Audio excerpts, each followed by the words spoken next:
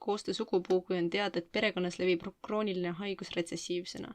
Joonisel peab olema 4 põlvkonda nii, et vana-vanaemast algab haigus ning siis levib 2 lapsele, 2 lapselapsele, keda on kokku 5 ning 3 lapselapsele. Kokku on neid 7.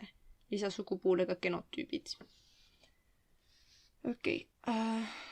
Nii et kõigepealt on terve mees, see on vana-vana-vanaisa. Kokku on vaja teha 4 põlvkonda. Ja temal on retsessiivselt haigust kandev naine. Nemad on omavahel abielus. Nii.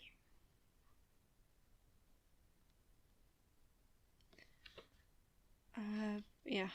Nii, ja neil on vähemalt 2 last.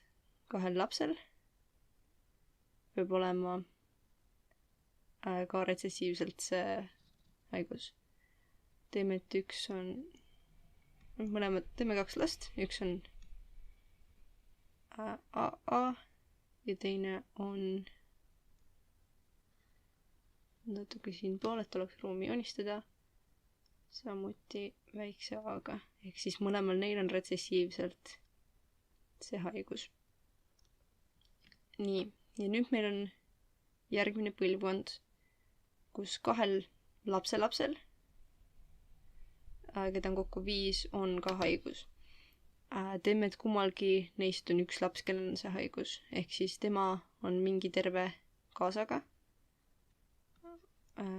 Selle kaasaga. Ja neil on vähemalt 1 haige laps, on ju, selles põlvkonnas. Nii. Ja siis tema on ka mingi kaasaga, kes on terve.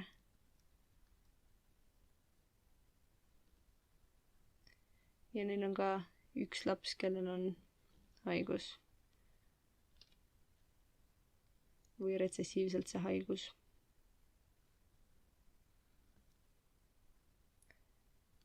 Nii. Ja selles põlvkonnas peab olema kokku 5 last. Oi. Nii et teeme talle veel 1 lapse. Ja kõik neil on suured A-d, sellepärast et nemad on terved, nemad ei kanna seda haigust. Ja siin on veel 1.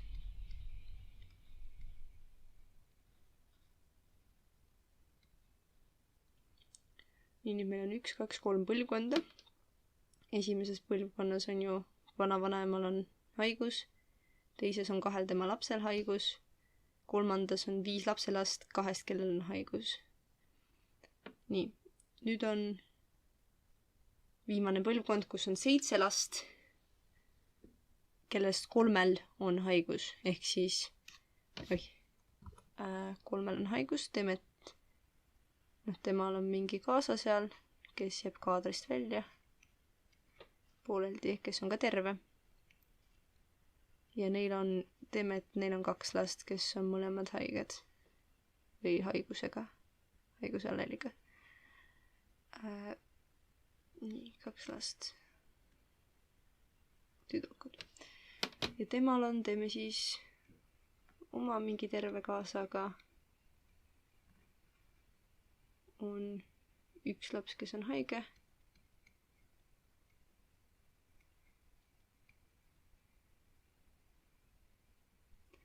Ei, võiks ilusama teha.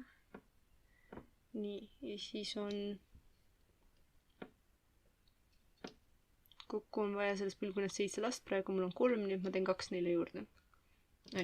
Mis see nüüd oli? Teeme, et siis on neil 2 last veel. Teeme, et neil on 1 laps veel.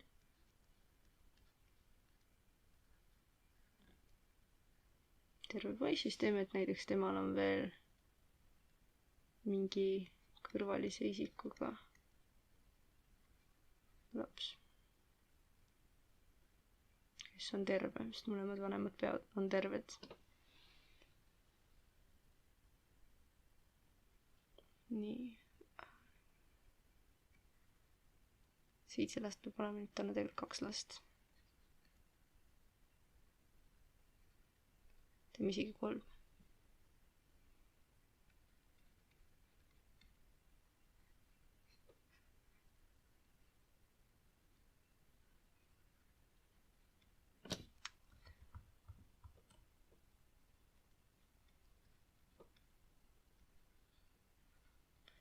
nii, nüüd on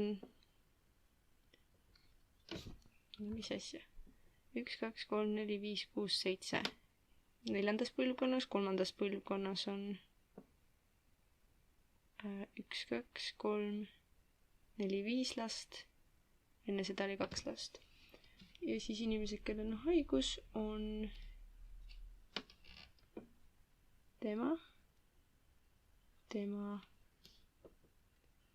nemad 2, nende ema, tema ema, kõikjal on väiksed A-d.